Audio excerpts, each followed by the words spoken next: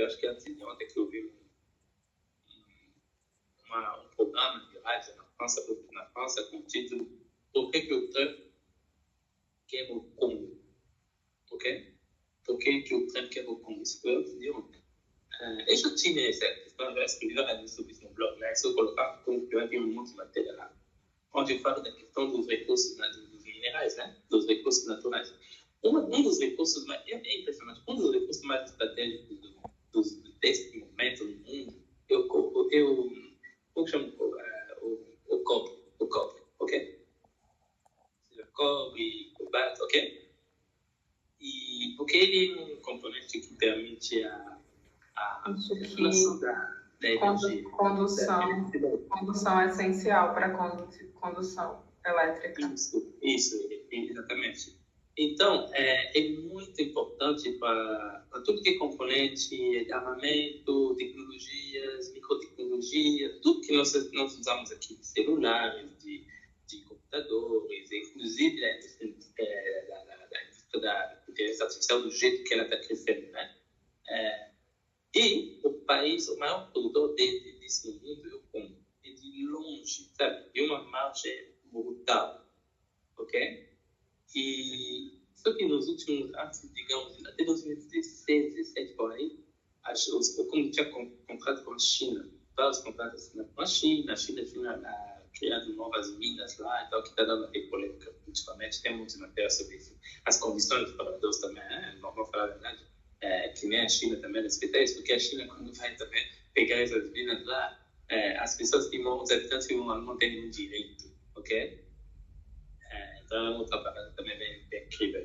Mas, então, o governo do Congo e o novo governo que entrou tinha algumas questões de risco de invasão de Ruanda, essas coisas que também está de olho nos recursos do Congo e tal.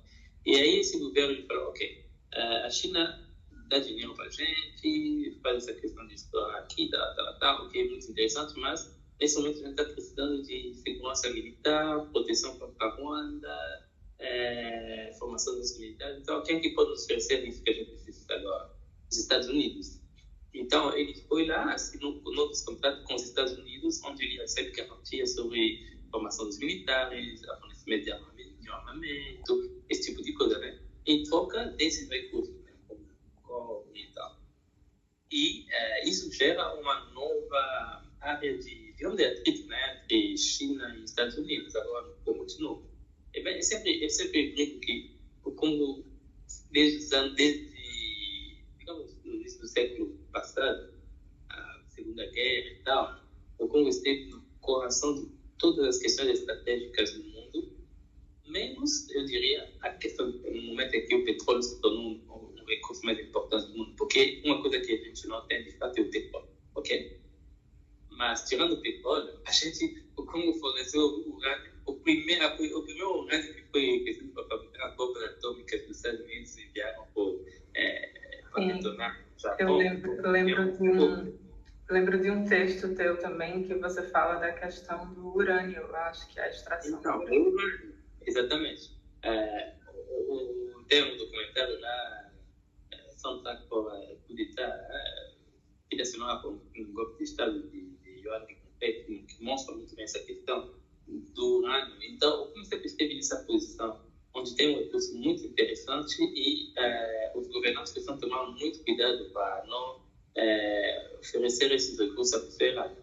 No momento que o governante congolês arriscou oferecer isso para a União Soviética, mataram Lumumba. No momento que outro arriscou oferecer isso à Coreia do Norte, mataram Kabila, em 2000. E no petróleo, como não tem petróleo, então não teve sector, mas temos gás. E aí, isso que eu estava na questão do petróleo, mas depois disso tivemos a questão do coltão, que foi também do boom das novas tecnologias do telefone móvel, né, isso é celular, tudo, e depois cobre. E essa questão toda que está acontecendo agora. E, de novo, como é super estratégico que está tendo. Aliás, eu escrevi um texto que é muito interessante, onde eu falo da diferença do Canadá no Congo, né? Onde eu falo de Marc Carné, quem gostou do texto que eu escrevi? No primeiro livro sobre o Canadá, Mark Carney. E nesse texto eu falo de como a posição do Canadá nas duas guerras, como o Canadá financiou as grandes guerras do Congo, ok? E também é uma coisa que aparece no livro, que é nesse livro, porque eu li um livro muito interessante sobre o Canadá, para depois analisar como o Canadá funciona no mundo, né?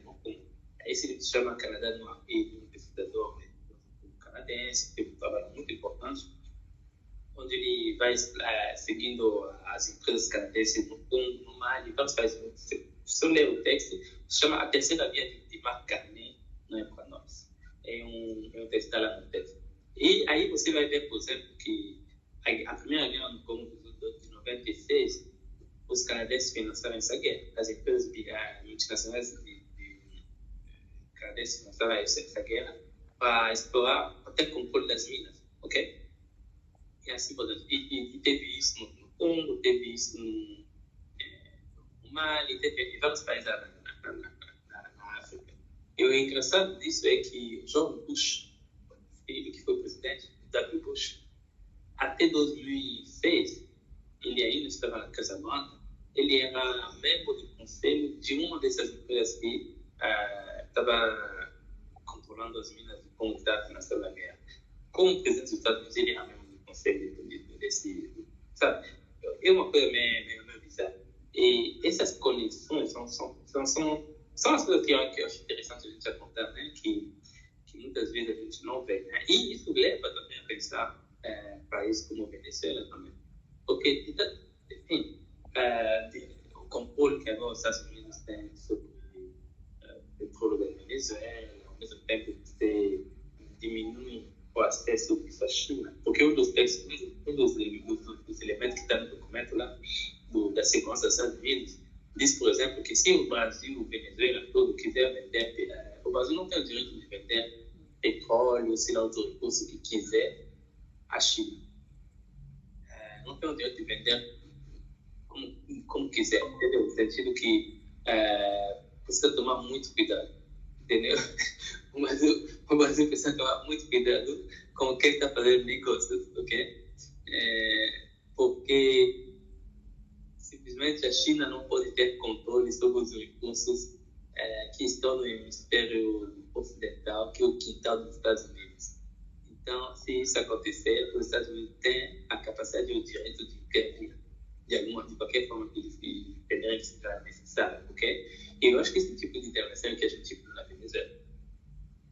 Aliás, isso me levou também a escrever outro texto mais recente que eu acho, inclusive, que esse é dos mais recentes ainda.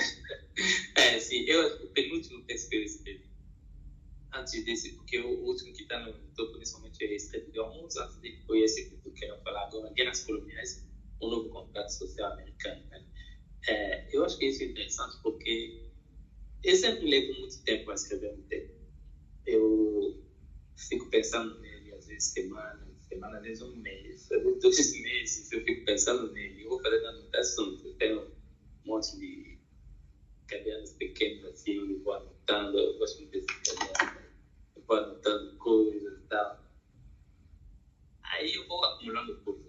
E uma das coisas que eu estava vendo, eu vejo essas análises, eu vejo os comentários, eu vejo a mídia, o que a mídia está escrevendo, eu vejo o que a oposição ao governo escreve, o que é interessante. Para mim, é sempre interessante a gente analisar o que diz a oposição, o que diz a extrema-direita, tudo isso é muito interessante para entender um contexto. E aí você vai começar a entender o que está sendo fabricado. Né? E uma coisa que eu observei